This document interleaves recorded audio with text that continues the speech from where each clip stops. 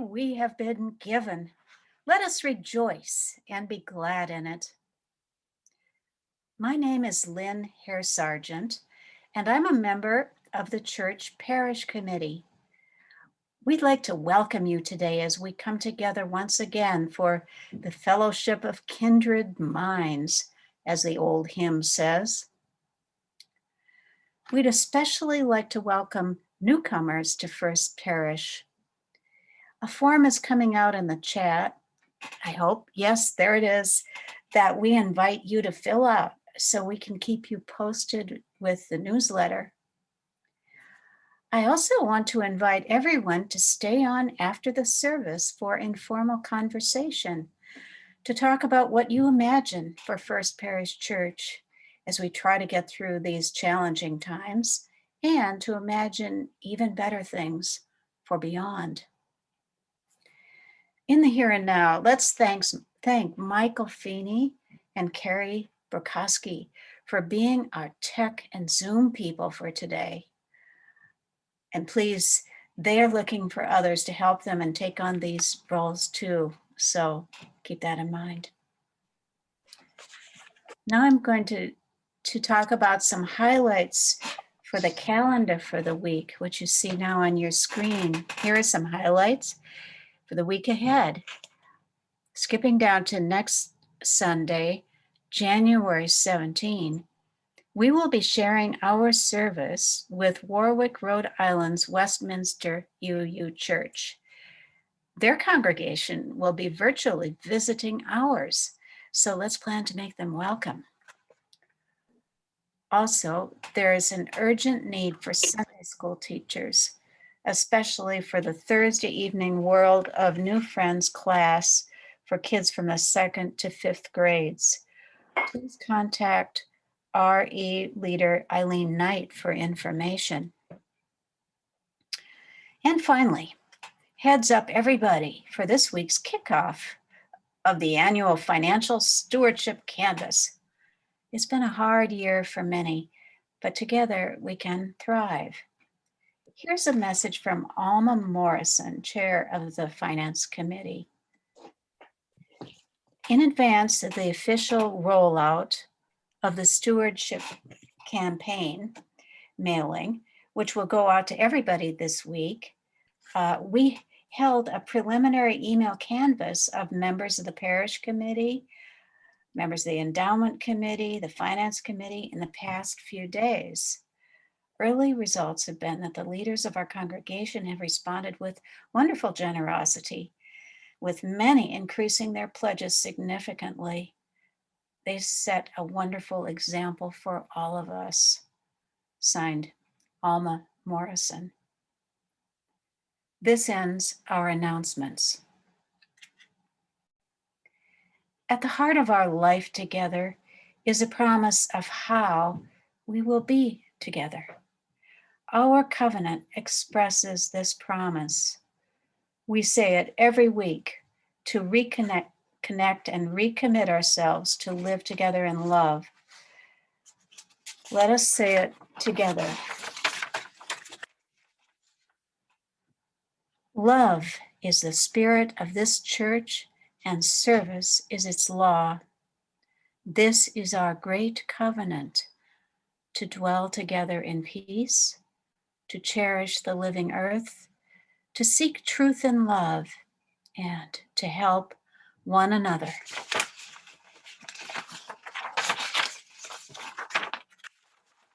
Each week, we light a chalice named for the cup which holds the flame.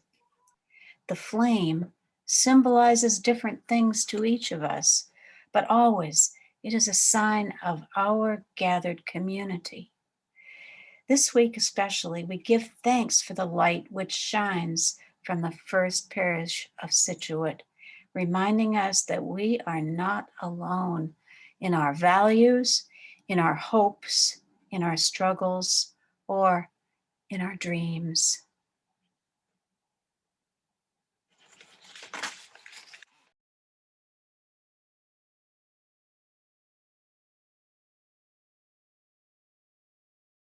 I invite you in your homes to light your candles if you have them, and to post in the chat where your chalice candle is lit.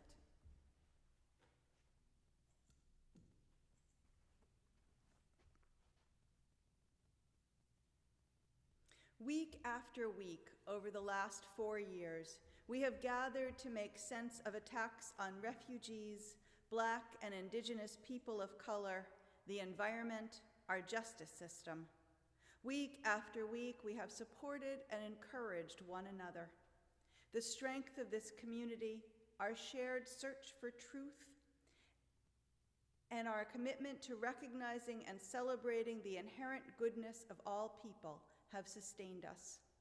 Today, again, we come together after this week's attack on our capital, our elected leaders, and our very democracy, bringing our anger, our grief, and our fear. And yet we come here too, with our hopes, our dreams, and our love. Let us express all those feelings now as we join Holly Near in singing her anthem of grief and hope, Singing for Our Lives.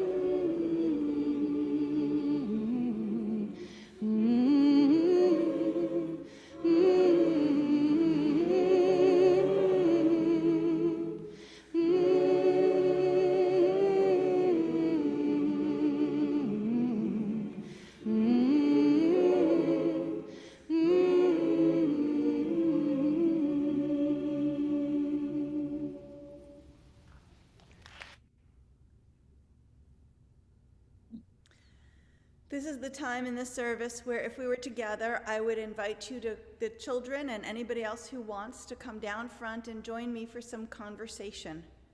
And I think this week especially, just that being together, seeing the children all close together on this pew in front of me would have done a lot for all of us to lift our spirits.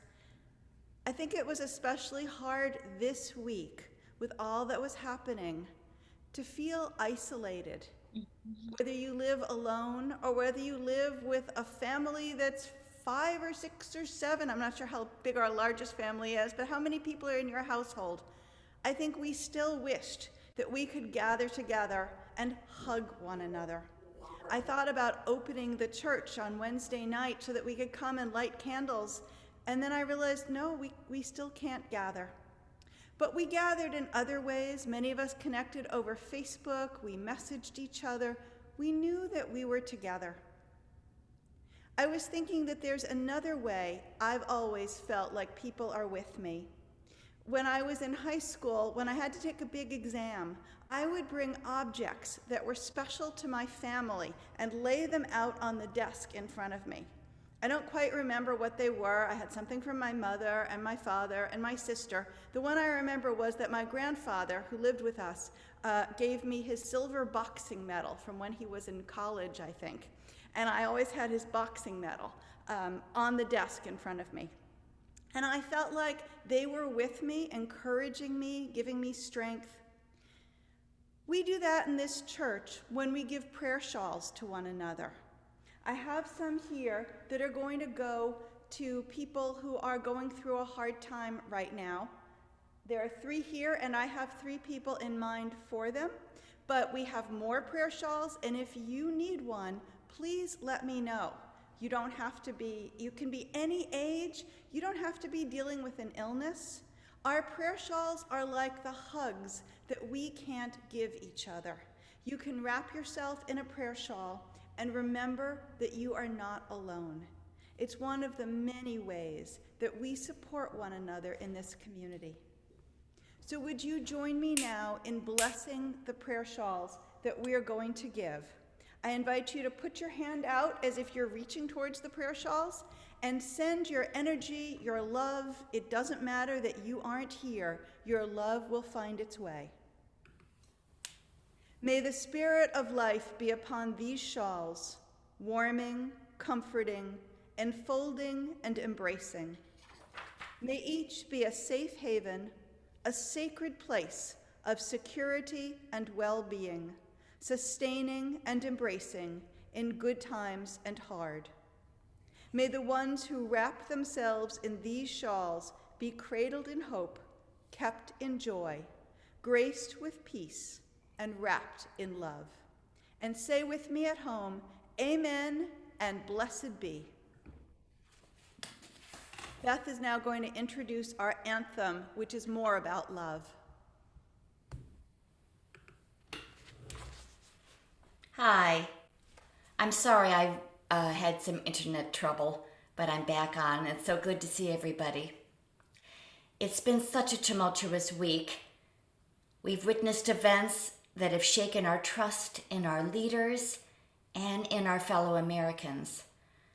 Yet we have also seen some justice prevail. We need to continue to believe in the inherent worth and dignity of every person. But as former UUA President Bill Sinkford says, resistance is what love looks like in the face of hate. Resistance is what love looks like in the face of violence. I believe in love even when I don't feel it.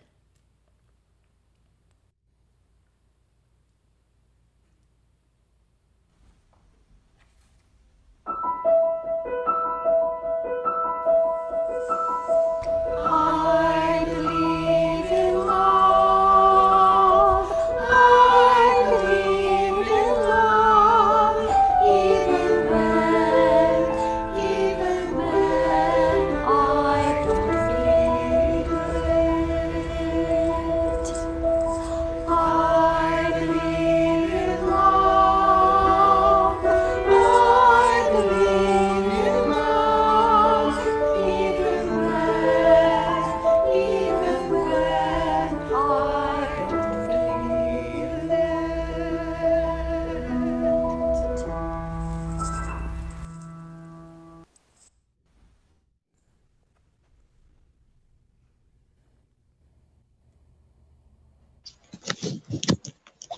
Our reading this morning is by the former poet laureate Elizabeth Alexander. I'm reading her poem, Praise Song for the Day, which she wrote and read at Barack Obama's presidential inauguration. And if you'd like to Google her name and the poem, you can find a video of her reading it at the inauguration. I encourage you to listen to her. Each day, we go about our business, walking past each other, catching each other's eyes or not, about to speak or speaking. All about us is noise. All about us is noise and bramble, thorn and din, each one of our ancestors on our tongues.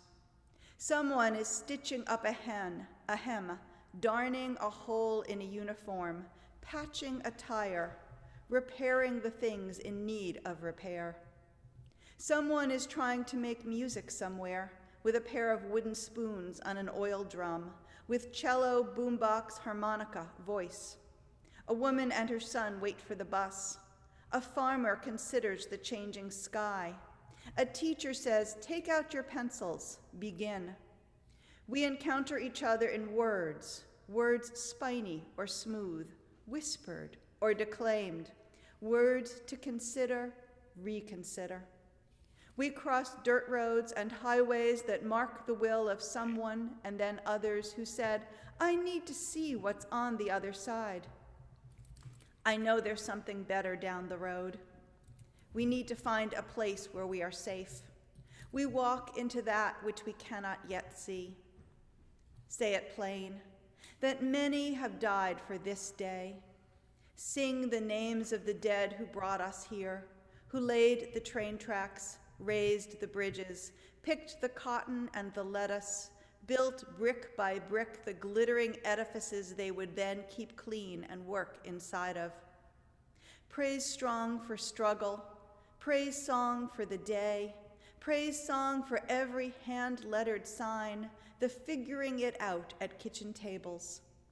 Some live by love thy neighbor as thyself. Others by first do no harm, or take no more than you need. What if the mightiest word is love? Love beyond marital, filial, national. Love that casts a widening pool of light. Love with no need to preempt grievance. In today's sharp sparkle, this winter air, anything can be made, any sentence begun. On the brink, on the brim, on the cusp, praise song for walking forward in that light. Here ends our reading. Let us now move into our time of prayer and meditation as we sing "Rebuilding Starts with Weeping" by the contemporary hymn writer Amanda Eudice Kessler. She wrote this hymn to express our complicated feelings after the election this past November, and it perhaps carries even more resonance today. We'll sing it to the tune of "O Sacred Head Now Wounded."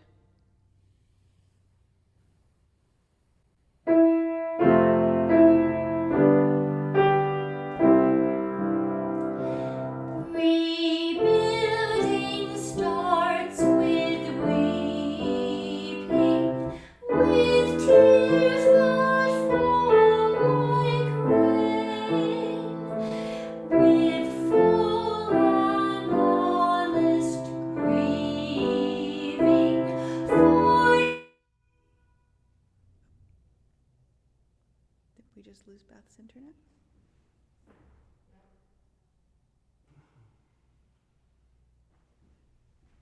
What should we do? Should we read it together? Can you switch to me? We've lost Beth on the music end, and I can't lead us in singing. Would you put the hymn slide back up, Carrie? And I invite you at home, let's read it aloud together.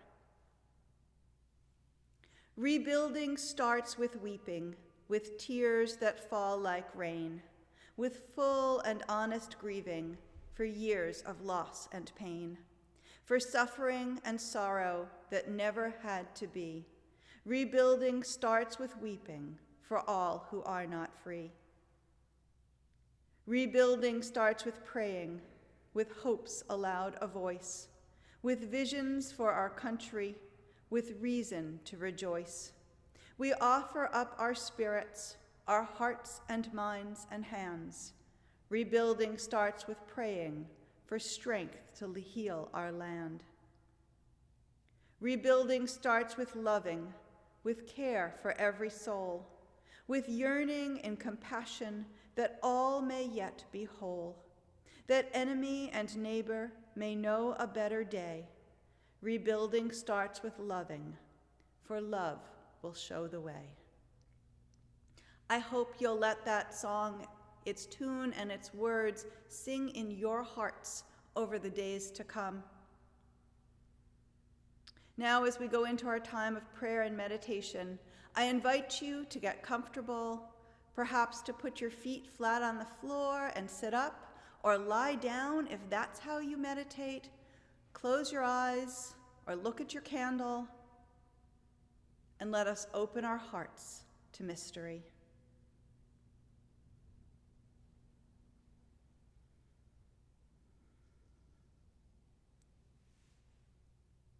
As we come together today, we root ourselves again in the power of love. Love does not get rid of our anger or our fear, but it helps us to see beyond them, to understand how to channel our anger and our fear, not in violence, responding to violence, but in responding with greater, stronger love. Love which holds others to account for wrongdoing, but sees their inherent worth and dignity, sees through to the goodness of all people, sees through to others' fear and grief and worry. We root ourselves again in this love as the people in this place, our ancestors at First Parish, have done for hundreds of years. One of the reasons we love this place is the power of the love we feel here. And we carry that love with us out into the world and on into the future we envision for ourselves and for all our children, whether they belong biologically to us or not. For we know here in this place and beyond its walls that we are all one family. And so we grieve for the losses in that family.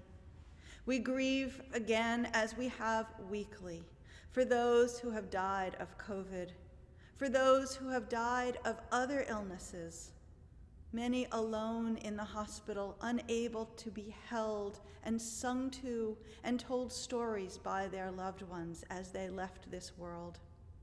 We grieve with and for those who are mourning.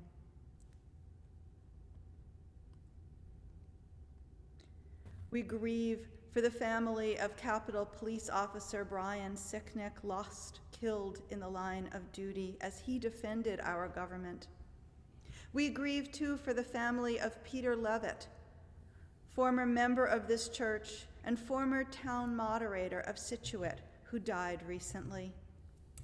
We remember his love of history, and we too root ourselves in a history that leads us to work for good, for the goodness of all in our town, in our state, in our nation, in our world.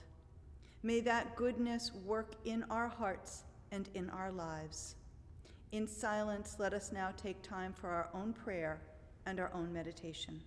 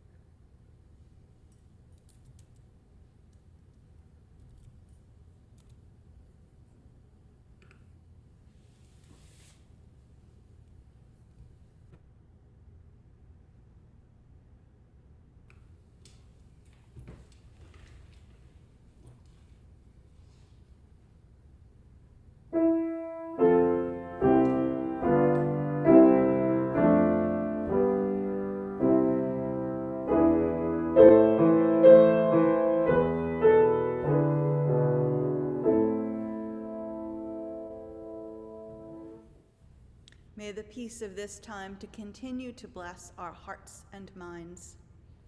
As Beth plays through the prayer hymn, I invite you to share your joys and your sorrows with one another, writing them in the chat. If you don't have one you want to share, please read meditatively what others have written, responding to them if you like, humming along with the song if you like.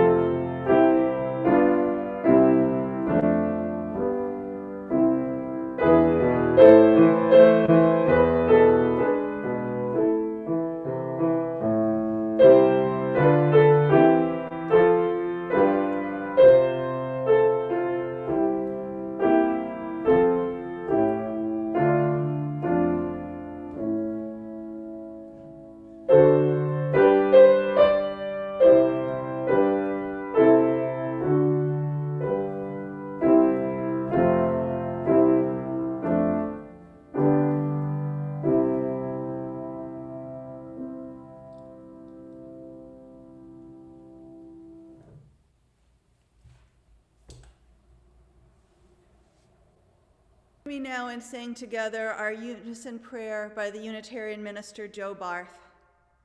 Today we are especially grateful for being together. I invite you to repeat after me. We give thanks for being. We give thanks for being here.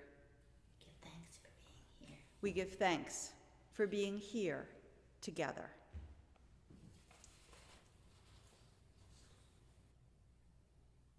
And we do give thanks for being here together, even when here isn't a specific location in space, but in time. We don't even need to be in the same moment of time to feel that connection. I hope that if you're participating in this service later, you are feeling still part of this worship and part of this community. We feel the strength of that connection at other times too. We feel it in the prayer shawls which wrap us in our hard times, or even just when we need to feel a little warmth. I feel it as I hold in my hand the stone you blessed for me when I go to medical appointments. Wednesday afternoon, as the Capitol was attacked, I went onto Facebook to see there how our congregation was doing and to be reassured myself by you and by other UU colleagues and friends. We are not alone.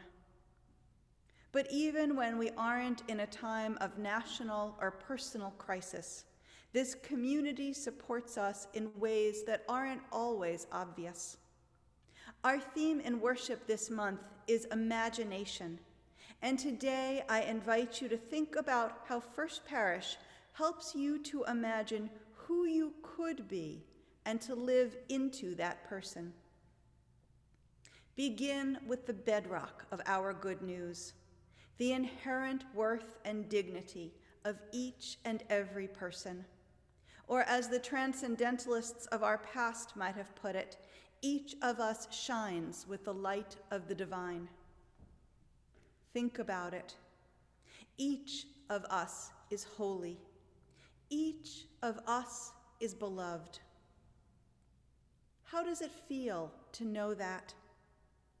How has that good news helped you to understand your life and all its possibilities?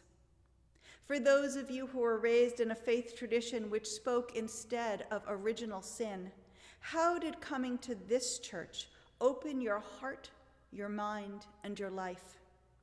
Think of what you accomplished, how you felt able to speak your mind, ways you have stood up for yourself and your values because you believed in your own worth. If you brought your children here for religious education, especially if you brought them here because you didn't want them to learn what you had grown up with, what difference has our theology made in their lives? Visitors to our services often comment to me how impressed they are by the wise and thoughtful statements of our children during our Story for All Ages. I think their confidence in thinking for themselves and expressing their thoughts with us comes from our belief in the inherent worth and dignity and the way we show that in our interactions with them. We accept them as people, not limited by their age. Also, out of that foundational belief comes our care for one another. We treat each other here as beings of inherent worth. We treat each other with the love that we know we have received. Perhaps you received that care when you were dealing with an illness, a job loss, a death, a divorce. But perhaps you felt warmed by it on an ordinary day when your spirits needed a boost, and just the welcome you received from our greeters or ushers or the person next to you in the pew reminded you that you are not alone. But our good news teaches us that everyone is a being of inherent worth, not just those who gather within these walls. Out of that belief comes our work for justice for all people. So many of you have participated in that work, both our efforts within the congregation, like the Sunday Stands for Justice, but also taking our good news out into the world through other organizations.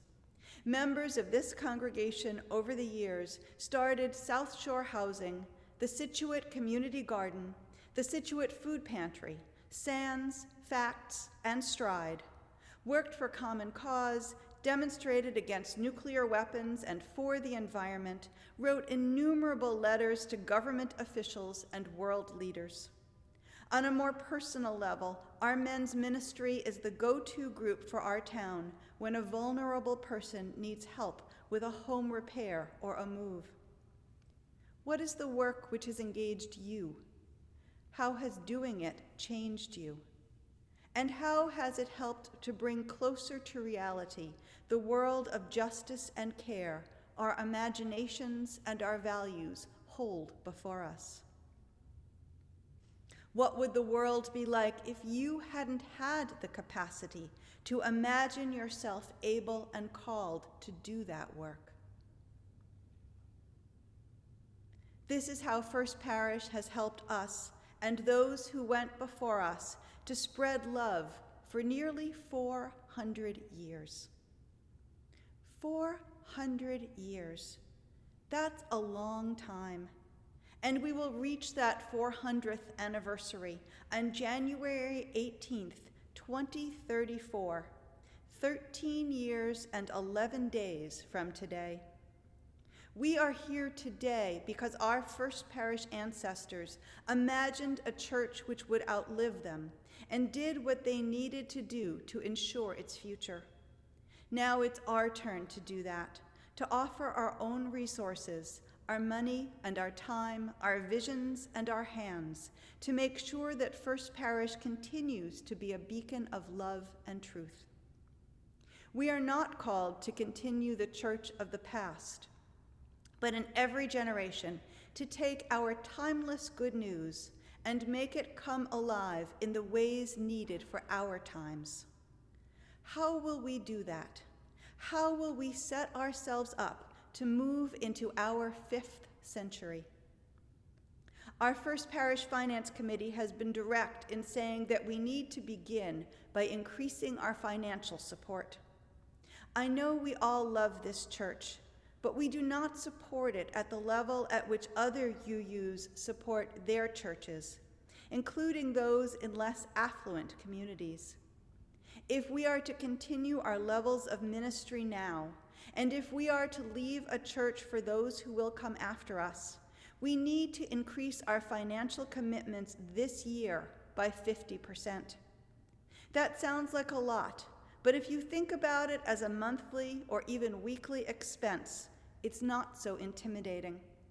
And having it come directly out of your bank account, as Chuck and I do, makes it even easier.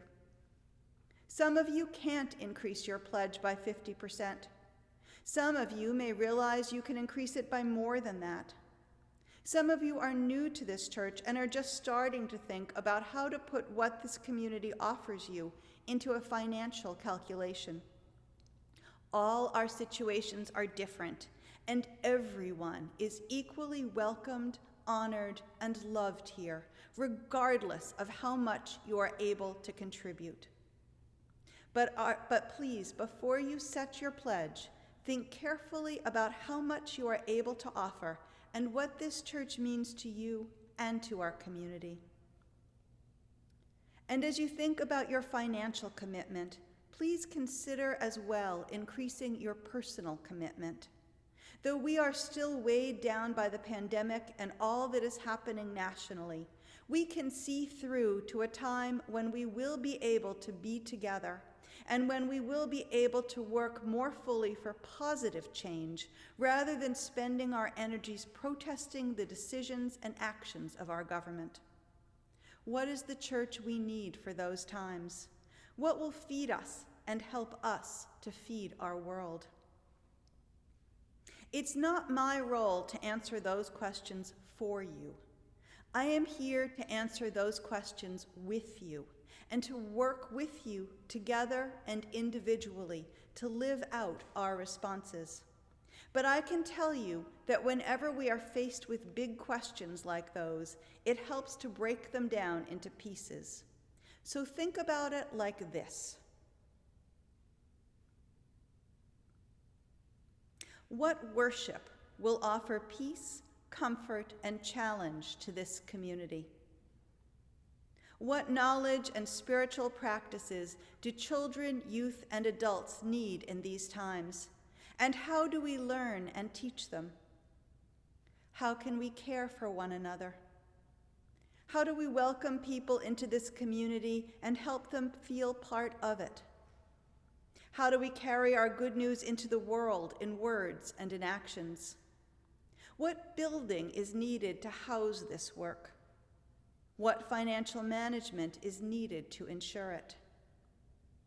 To which of these ministries are you called to share your ideas and your energy this year? I invite you to put your responses in the chat and to stay on after the service when Lynn will be leading us in talking about these questions. And when your canvasser contacts you for your financial commitment, please let them know what commitment you'll make to helping to live out our ministries. I'm not just talking to adults here. Children and youth, this is your church too. What would you like to learn in RE? What speaks to you in worship? What songs would you like to sing? What stories would you like to share? How do you feel welcomed and cared for? And how do you like to welcome others? You are the future church. Please help us to plan now for your church and to live into that church. This is our church, passed on to us by the members of the First Parish Church of Scituate from the past centuries, and held by us in trust for the members of the future. What church will we pass on? What world will we pass on? The way we answer the first question will help us determine the answer to the second one. What if the mightiest word is love? Asked Elizabeth Alexander. For nearly 400 years, we have relied on the might of that word. Now, on the brink, on the brim, on the cusp of a new year, a new start, a new century, let us make that love visible anew in our lives and in our church, walking forward together in its light. Let us now sing our closing hymn, With Joy We Claim the Growing Light. It's by the Unitarian poet and minister Samuel Longfellow, cousin of the more famous poet Henry Wadsworth.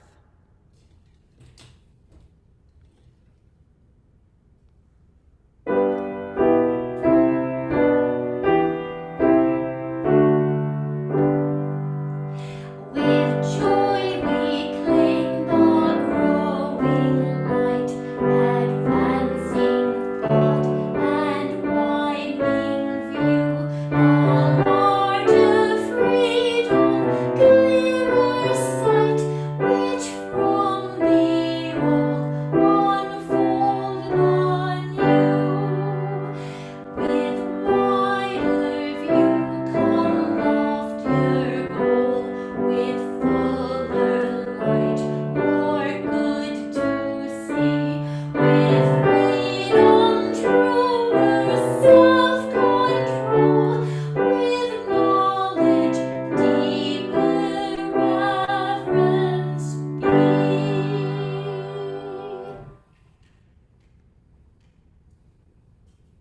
Our service is ending, but our opportunity for service, for making real the possibilities of our lives and others' lives, continues.